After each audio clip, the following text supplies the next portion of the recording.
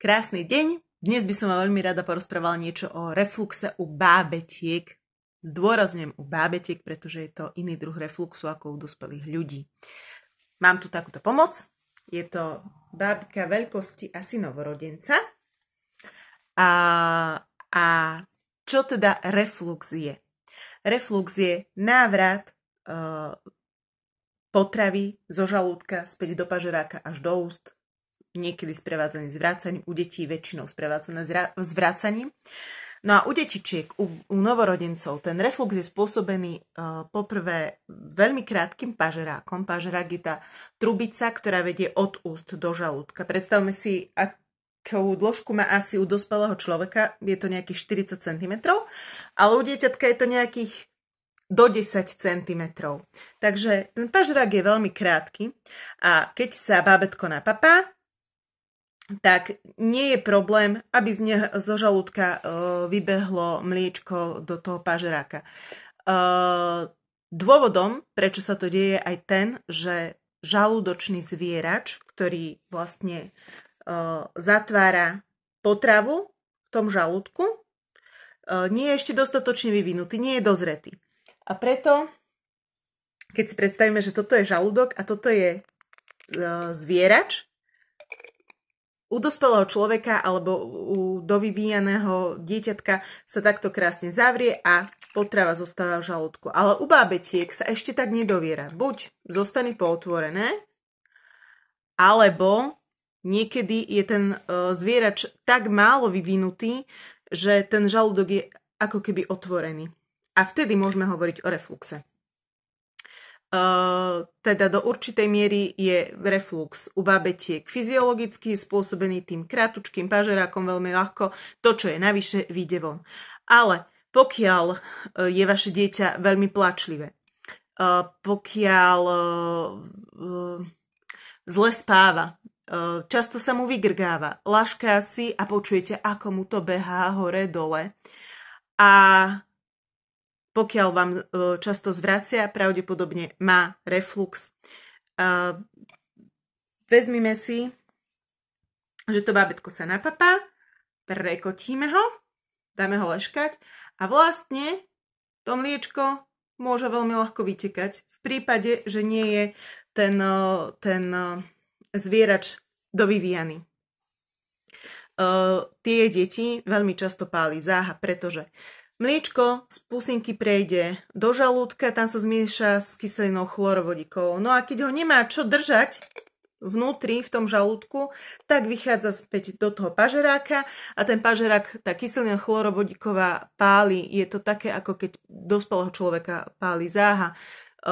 Ten pažerák je leptaný tou kyselinou, je to bolestivé. Čím dlhšie to trvá, tým viac toto dieťa bolí. Takže veľmi zle spáva, veľmi často sa budí sa s plačom.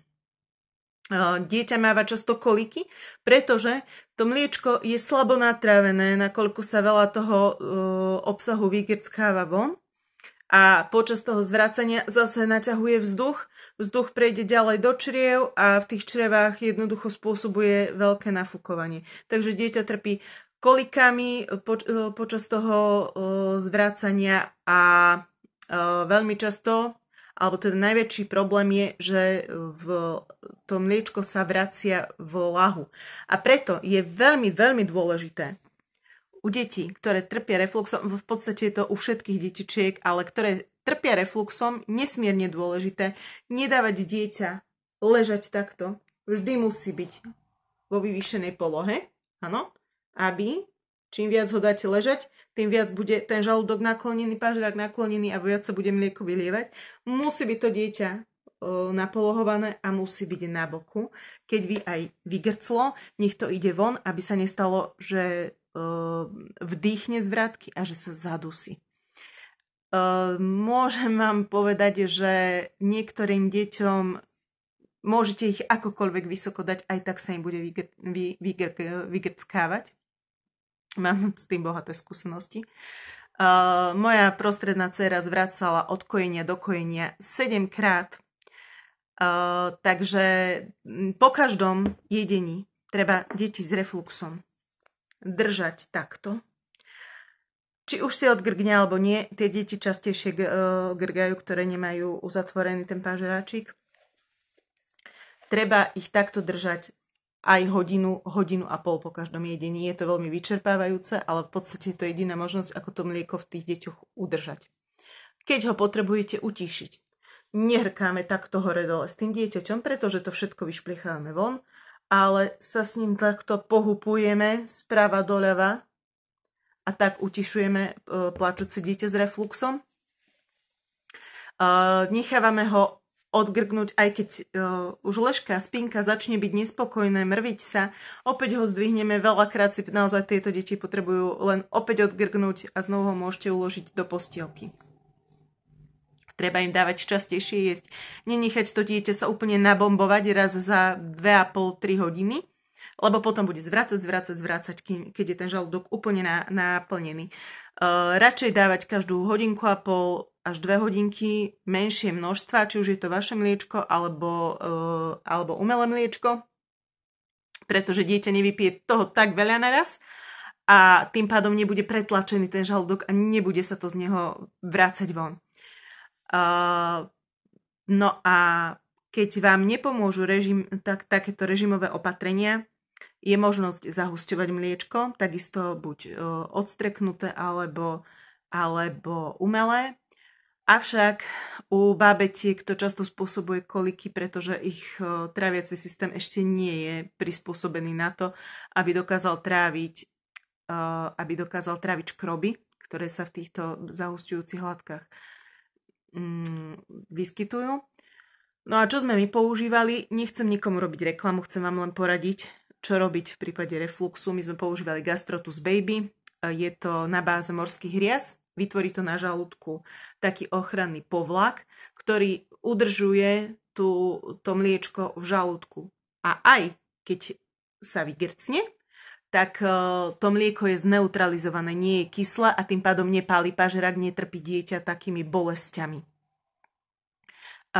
Musím povedať, že nám to veľmi, veľmi pomohlo, pretože ako sme začali dávať tento Gastrotus, tak dieťa začalo spať a začali sme spať aj my. Takže veľmi to pomohlo. Ona grcala stále, až do 8 mesiacov sme bojovali s refluxom, ale nepálil ju ten pažerák. Dokázala spať, už bolo to usmievavé bábätko, nie bábo, ktoré len otvorí oči a plače. Napapá sa, grca a plače. Už naozaj sa výrazne uspokojilo, ale dodržiavali sme ďalej všetky režimové opatrenia. Ešte chcem povedať maminkám, aby si zaobstarali šatku alebo nosič, pretože nosiť to dieťa po každom kojení hodinu a pol, alebo vlastne od kojenia do kojenia stále ho mať takto, je poprvé veľmi vyčerpávajúce, po druhé je to obrovská záťaž a jednostranná záťaž na jedno rameno, na druhé, na chrbticu, všelijako povykrúcená, mám skoliózu z toho. Takže je dobré, keď máte tú šatku, to dieťa si zafixujete a rozložíte tu jeho váhu na celé telo. A nepreťažujete sa na jednu alebo na druhú stranu. Aj dieťatko je lepšie, že proste nemusí stále bojovať s tým, aby udržalo ten obsah v žalúdku. A nebojte sa, bude dobre. Existuje veľmi, veľmi maličké percento detí, ktorým to v neskoršom veku musia zoperovať, musia chirurgicky jednoducho uzavrieť ten žalúdok, keď sa nedovyvíja zvierač, ale je to naozaj veľmi maličké percento. Takmer vždy sa ten zvierač dovyvíja. Takže verte, že bude dobre. Ak potrebujete viacej poradiť, napíšte mi na Bylinková mama alebo sa pridajte do mojej skupinky Liečím deti prírodou.